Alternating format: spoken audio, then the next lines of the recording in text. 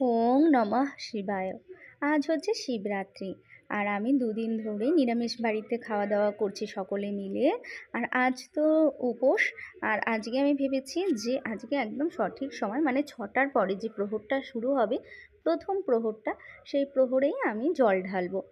তো যাই হোক, যথারীতি সমস্ত কিছু রেডিও করে ফেলেছি। আর এই যে সাজুগুজু করে ঢঙ্গি মাসে শ্যুট দিতে ব্যস্ত।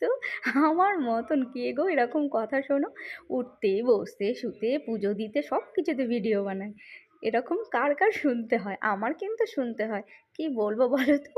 আমি তো একটু এটাই ভালোবাসি। বিশ্বাস করো, খাওয়ার প্রেমী আমি নয়, কিন্তু ফটো তুলতে ভিডিও করতে বড় ভালোবাসি। আর এগুলো স্মৃতি হয়ে আমার কাছে থাকুক। এগুলো যখন দেখি তখন আমার অনেক পজিটিভিটি মনে হয়। তো যথারীতি আমি গেছিলাম আমাদের সোসাইটিতে, যে মন্দিরটা কালকেই ওপেনিং হয়েছে। কালকে নয়, দুদিন আগে।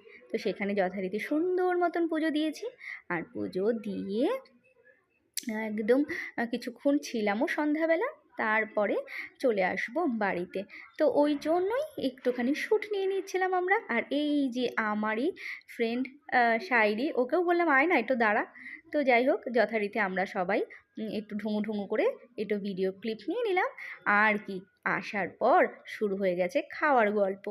নারকোল কোড়া। এই টাইমটা ছিল ঠিক 8:45। আর খিদেতে পেট মানে বলো তো?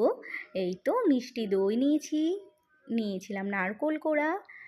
এই দেখো কি সুন্দর কচি কচি নারকোল। আর এই হচ্ছে খেজুরের গুড় নিয়েছিলাম, গুড়টা বড়ই ভালো ছিল। আর ছিল কি ছিল, সন্দক লবণ ছিল, সাবু ছিল, আর ছিল কলা। আর হ্যাঁ, লাস্টে আমি দুধ অ্যাড করেছিলাম। সন্দেশ টন্দেশ দেবো না, বেশি মিষ্টি হয়ে যাবে। আমি বেশি মিষ্টি খেতে পারি না, ভালো লাগলে একটু গন্ধরাজ লেবু দেবো। তো আজকে আমার ভিডিওটা কেমন লাগলো তোমরা কিন্তু অবশ্যই বলে যেও।